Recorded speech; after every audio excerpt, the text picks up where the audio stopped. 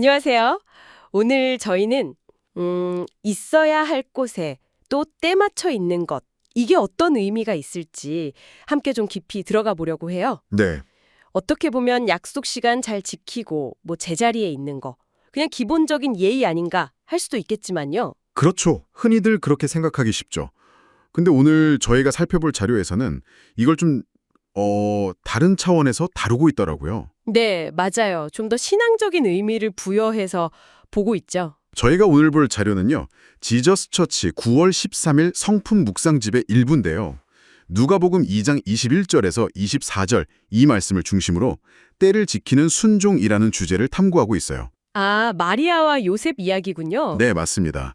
마리아와 요셉의 그 이야기를 통해서 이 시간과 장소에 대한 순종이 과연 어떤 의미를 갖는지 이걸 같이 한번 살펴보려고 하죠. 당신께서도 이 내용을 통해 어떤 통찰을 얻으실지 저희도 기대가 됩니다. 네, 흥미로운 주제가 될 것 같아요. 자, 그럼 이제 본격적으로 내용을 좀 들여다볼까요? 네, 먼저 그 누가복음 2장 21절에서 24절 내용을 간략하게 한번 짚어보죠. 아기 예수님이 태어나시고 나서 율법에 따라서 8일째 되는 날 할례를 받으시잖아요. 네, 그렇죠. 언약 백성의 표시였죠. 그리고 이제 이름도 예수라고 받으시고요. 또 시간이 좀 지나서 모세의 율법대로 정결 예식의 날이 찼을 때 그때는 이제 예루살렘 성전에 올라가서 아기를 하나님께 드리는 모습이 나오죠. 맞아요. 그 출산 후 정결 예식 설차까지 다 따르는 거죠. 본문을 보면요. 할례할 8일이 되매 그리고 또 모세의 법대로 정결 예식의 날이 참에 이런 구절들이 딱 나와요. 네, 시간을 정확히 명시하고 있죠. 그냥 뭐 언젠가 한 게 아니라 정확히 그때 정해진 절차를 따라서 마리아와 요셉이 행동했다는 점. 이 자료는 바로 여기에 주목하는 것 같아요. 맞습니다.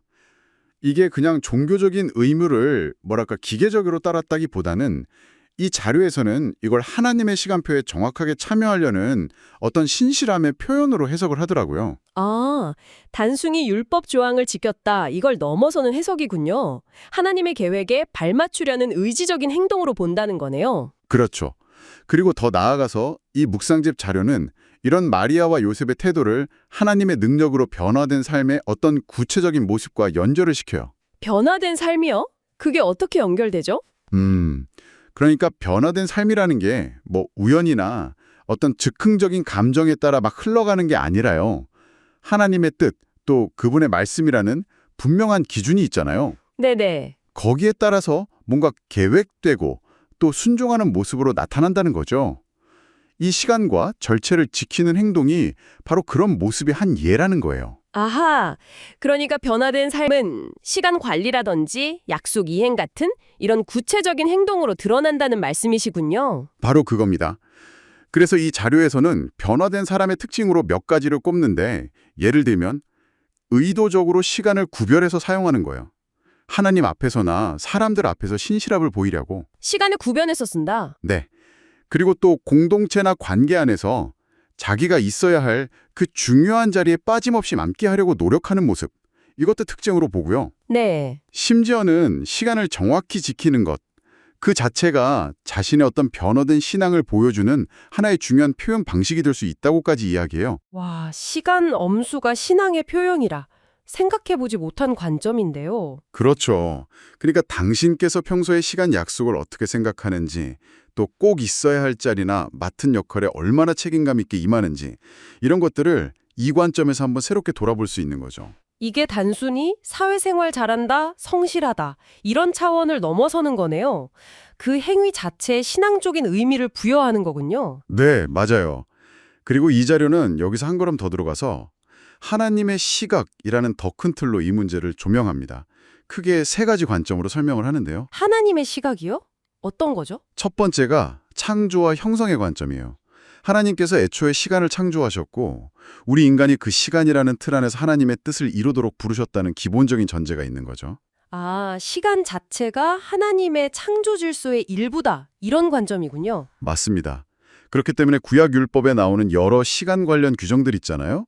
방금 얘기한 8일째 할례라든지 정결 예식 기간 같은 것들. 네. 이런 것들이 그냥 지켜야 할 규칙 목록 이게 아니라요. 시간을 통해서 우리가 거룩함을 배우고 실천하도록 하나님께서 디자인하신 일종의 훈련 과정이라는 해석이에요. 훈련 과정이요? 네. 그래서 마리아와 요셉이 이 시간 질서, 즉 율법에 정해진 때를 정확히 따른 것은 곧 하나님의 창조 질서와 그분의 뜻에 순종하는 행위였다. 이렇게 분석하는 거죠. 그렇군요. 그럼 반대로 시간을 잘 못 지키거나 있어야 할 자리에 없는 건 이건 어떻게 설명할 수 있을까요? 자료에서 이것도 다루나요? 네, 당연히 다르죠. 그게 바로 타락과 왜곡이라는 두 번째 관점입니다. 타락과 왜곡, 좀 무서운데요? 이 자료의 시각으로 보면요. 하나님의 때를 좀 가볍게 여기거나 자꾸 뒤로 미루고 지체하는 것, 또 마땅히 내가 있어야 할 그 자리를 비우는 것. 이게 단순한 개인적인 게으름이나 부주의함의 문제만은 아니라고 봐요. 그럼 뭐죠? 그냥 습관 문제가 아니란 건가요? 그렇죠. 이 자료는 그게 어쩌면 하나님과 이웃, 이 모두에 대한 존중이 부족하기 때문에 나타날 수 있는 현상이라고 지적을 해요. 존중 부족이요. 네. 예를 들어서 우리가 일상에서 약속 시간에 자꾸 늦는다거나 아니면 가기로 했던 어떤 공동체 모임이나 책임져야 할 자리에 쉽게 불참하는 행동들 있잖아요. 네, 뭐 그럴 때 있죠. 이런 것들을 이 관점에서 돌아보면 이게 그냥 내가 시간 관리를 잘 못했네. 이걸 넘어서서 어쩌면 관계에 대한 나의 태도, 하나님과 이웃을 대하는 나의 마음을 반영하는 것일 수도 있다는 거죠. 물론 정말 피치 못할 사정은 당연히 있을 수 있고요. 근데 그게 습관적인 태도가 된다면 한번 생각해 볼 지점이라는 거예요. 와, 듣고 보니 진짜 좀 뜨끔한데요? 평소에 에이, 조금 늦어도 괜찮겠지 했던 그런 생각들. 아니면 이번 모임은 좀 피곤한데 그냥 건너뛸까? 했던 그런 마음들이 다르게 보이네요. 네, 그럴 수 있죠. 하지만 이 자료가 여기서 그냥 문제점만 지적하고 끝나는 건 아니에요. 세 번째 관점, 바로 구속과 정화를 통해서 희망을 이야기합니다. 다행이네요. 구속과 정화, 이건 어떤 내용인가요? 예수 그리스도를 통한 그 구속 사건이 우리를 다시 하나님의 시간표, 그분의 질서와 계획에 연결시켜준다는 거예요. 우리가 타락으로 인해 왜곡시켰던 그 시간 개념이나 태도를 다시 회복할 수 있는 길이 열렸다는 거죠. 구속을 통해서 그 왜곡된 것들이 회복될 수 있다. 그럼 그 회복된 모습은 구체적으로 어떻게 나타나는 건가요? 이 자료에 따르면요. 그 회복된 순종이라는 게 꼭 엄청나게 거창한 게 아닐 수도 있어요. 예를 들면 매일 정해진 시간에 말씀 묵상이나 기도를 하면서 하나님과 교제하는 시간을 꾸준히 갖는 것. 네, 경건의 시간이요. 그렇죠. 또 교회 공동체든 가정이든 직장이든 하나님께서 각자에게 맡겨주신 그 자리 있잖아요. 그 자리에 충실하게 서 있는 것.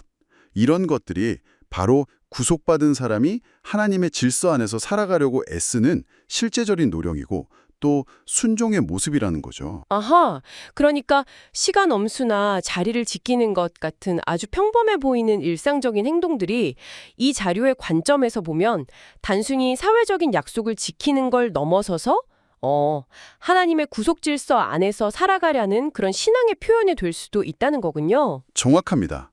바로 그거죠. 시간 약속 하나를 지키는 그 작은 행위에도 그런 신학적인 의미가 담길 수 있다는 시각을 이 묵상집이 제시하고 있는 거예요. 물론 이게 유일한 해석은 아니겠지만요. 네, 그렇군요. 자, 지금까지 이 지저스 처치 성품 묵상집 자료가 제시하는 때를 지키는 순종에 대한 여러 깊이 있는 해석들을 쭉 살펴봤습니다. 네, 흥미로운 관점들이 많았죠. 그렇죠. 그럼 이제 이 내용들이 지금 이걸 듣고 계신 당신의 삶과는 어떻게 연결될 수 있을까? 이걸 좀 생각해 봐야 할 것 같아요. 이 자료에서도 우리 스스로에게 던져볼 만한 질문들을 몇 가지 제안하고 있거든요. 네, 적용점이 중요하죠. 이 질문들을 통해서 잠시 당신의 삶을 좀 돌아보는 시간을 가져보는 건 어떨까 싶습니다. 자, 첫 번째 질문이에요. 나는 하나님께서 부르신 자리에 정한 시간에 순종하며 머물고 있는가? 당신께서 지금 서 계신 바로 그 자리, 또 당신에게 주어진 그 시간들, 혹시 이걸 불평하거나 외면하고 있지는 않으신지, 아니면 정말 순종하는 마음으로 감사하게 감당하고 계신지 한번 돌아보라는 거죠. 네, 중요한 질문이네요. 그리고 두 번째 질문입니다.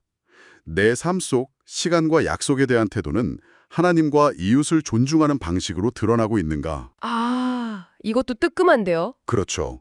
혹시 당신의 시간 사용 방식이나 약속을 대하는 그 태도가 나도 모르는 사이에 하나님이나 주변 사람들을 좀 가볍게 여기는 모습으로 나타나고 있지는 않은지 한번 점검해보라는 질문인 것 같아요. 네, 돌아봐야 할 부분이네요. 그리고 마지막 세 번째 질문인데요.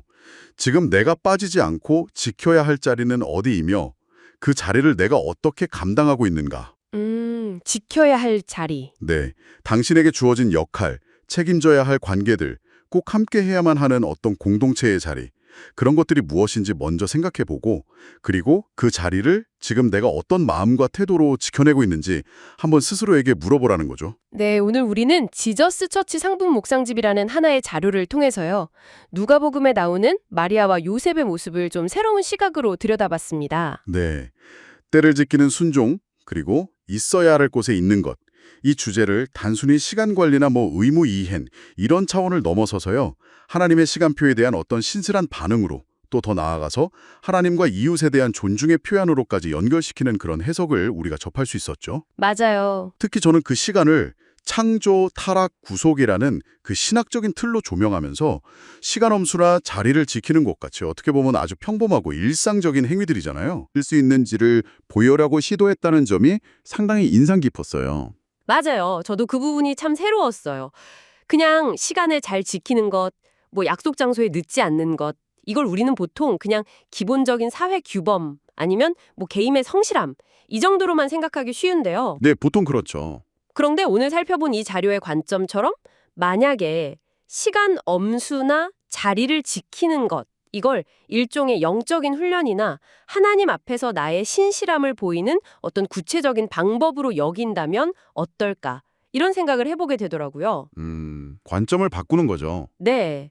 그렇게 바라볼 때 당신의 아주 일상적인 관계들, 예를 들어 가족이나 친구, 직장 동료와의 약속을 대하는 태도, 혹은 당신에게 맡겨진 여러 역할들을 감당하는 그 방식에 혹시 어떤 작지만 의미 있는 변화가 생길 수 있을지 한번 상상해 보시면 어떨까 싶습니다. 네, 좋은 생각거리네요. 이것이 오늘 저희가 이 자료 탐구를 마무리하면서 당신께 던져드리고 싶은 마지막 생각거리입니다.